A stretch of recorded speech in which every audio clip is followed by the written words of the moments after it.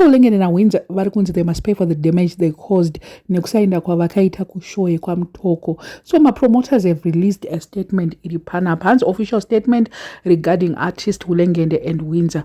999 Entertainment would like to make a formal statement to the public regarding the events that occurred on 10 August. The artist Ulengene and Windsor were booked to perform on this date. The agreed performance time was clearly stated in our contract. Despite being fully paid for their scheduled performance, the artists did not attend the venue and did not perform as agreed. As a result of this unacceptable absence, fans who had been waiting became angry and frustrated. The situation escalated, leading to the burning of all event premises, destruction of property including breaking of windows, burning of the vehicle used for ticket sales, theft of all gate takings.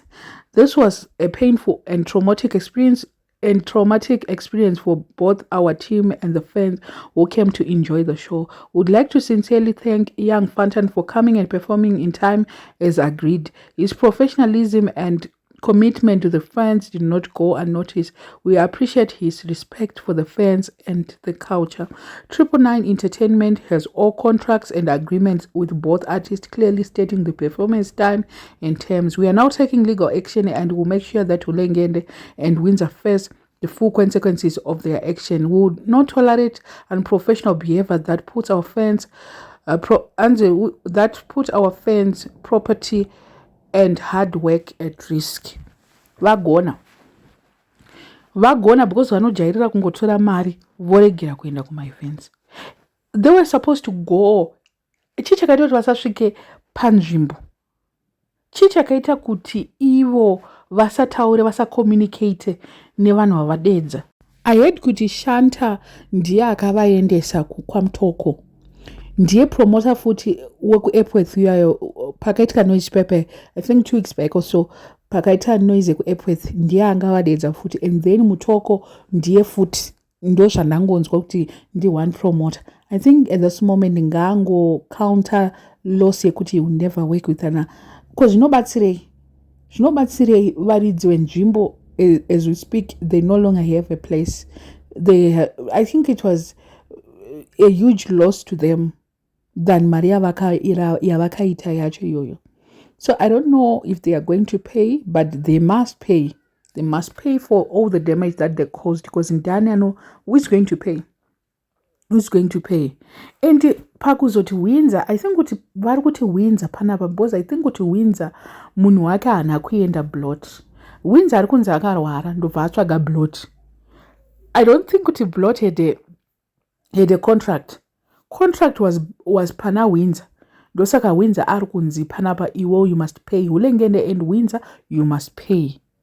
Ndo zvapo manje ndezvekuti vanhu tu ndo vasara vakublamwa in everything, because blot kusaenda kwake pamwe haana kupiwawo mari. We don't know the circumstances that led him not to go to this place. So regai tione kuti zvichapera sei, but maartist anojairira. I think kuti ndo zvinhu zvaitwa na Silent Killer. Silent Killer chaita kuti vanhu vasamudedze mazuva ano nyaya iyoyi yekudya mari oregera kuenda. If they were already in Mutoko, right, they must provide details that they were already in Mutoko. Pariririswa statement apa varitotaura kuti time we agreed on time yakati havana kuuya. Why? Ulengende akati takanzi na 3, but zvinhu zviri kunzi zvakatanga kuitika kuma 2. Were they not supposed to be at the venue already? I mean, they gave up visits with 1,000, because now they're supposed to build the event premises. Everything that was broken, ipapo, they need to repair. And also motikari yacho iri kunzi burning of the vehicle iyoyo. Ndakaona munhu wacho achichema achiti mhembe dzangu dzirimo imomo, mune zvinhu zvangu, hapana kana zvinhu zvese zvaka. I think kuti motikari plus yakatsvaina zvinhu zvakawanda zvokuti ana Ulengende they must make sure that they compensate munhu yeye nezvinhu zvake zvanga zvirimo mukati. And then ameno zvematakings epagate